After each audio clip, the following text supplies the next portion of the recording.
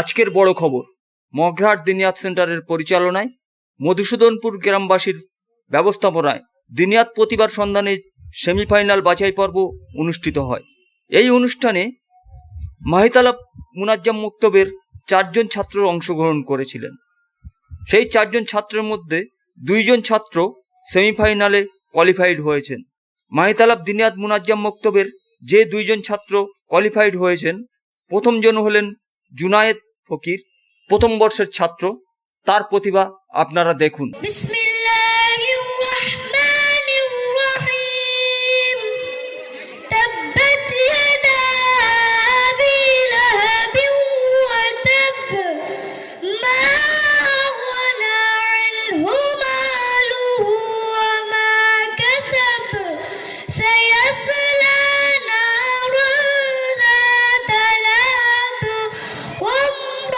দ্বিতীয় যিনি কোয়ালিফাইড হয়েছেন তিনি হলেন ইব্রাহিম ফকির, মাহিতালাব দিনিয়াত মুনাজ্জাম মক্তবের প্রথম বর্ষের ছাত্র।